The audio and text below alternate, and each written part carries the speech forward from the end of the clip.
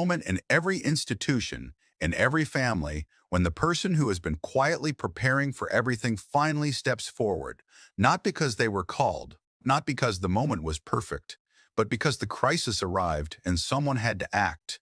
And in February of 2026, inside the most scrutinized family on earth, that person was not the king. Every institution has a moment of transition. Some arrive with ceremony and celebration, trumpets, proclamations, the formal transfer of authority from one generation to the next. Others arrive quietly, without announcement, driven not by choice, but by necessity. What is unfolding inside Buckingham Palace in 2026 is the second kind. King Charles III is still the monarch. His name is on the documents. His portrait hangs in the staterooms. The crown, officially, is his. But across 18 months of cancer treatment, crisis management, and accelerating scandal, something has shifted inside the palace that no official statement has acknowledged, and that those who live and work within those walls can no longer pretend not to see. Tonight we examine what is really happening behind the palace gates, the power that has already changed hands, the strategy being built for a reign that hasn't officially begun, the queen who stands in its way, and the woman who quietly is already shaping everything. This is not a story about palace gossip. This is a story about the future of one of the world's oldest institutions, and the man who has decided he can no longer afford to wait for it. William watched the interview, and he understood immediately what it meant, not just for Andrew, for all of them, for the institution that bore their family name. Within days, according to sources close to the royal family and documented by royal biographer Russell Myers, William went directly to Charles and to the late Queen Elizabeth with a message that was as clear as it was uncomfortable. Andrew needed to be removed from royal duties immediately, completely, without hesitation. His argument was not emotional, it was strategic.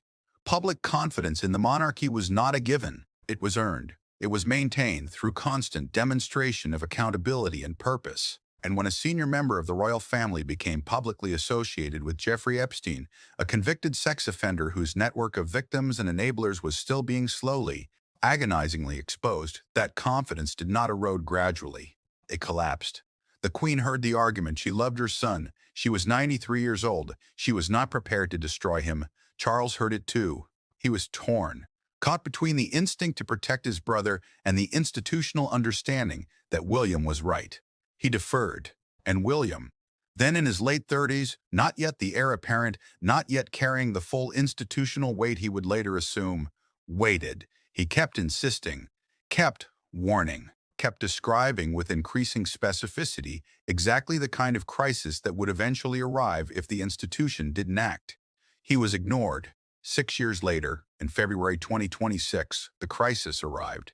Andrew Windsor, stripped of his titles, evicted from his home, severed from the institution he had spent his life within, was arrested.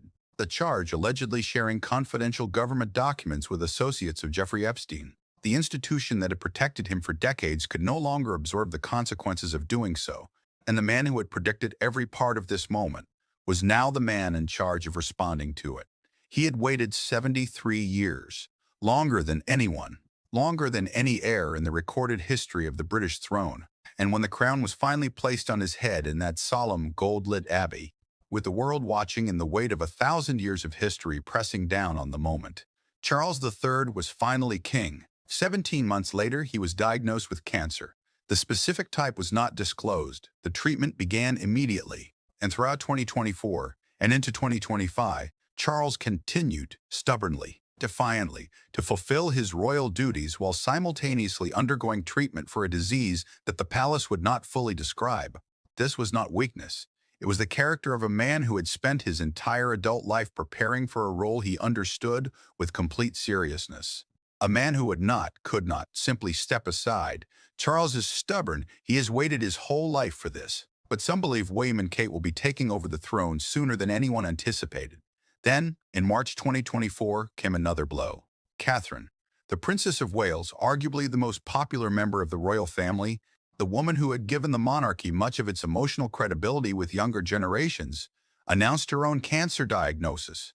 She stepped back from public duties for several months while undergoing preventative chemotherapy. The monarchy, already managing Charles's illness, was now navigating the simultaneous withdrawal of its two most publicly trusted figures, and into that space, William stepped, not dramatically, not with proclamations, but with the quiet, steady accumulation of authority that characterizes every significant transfer of institutional power. In 2025, Charles granted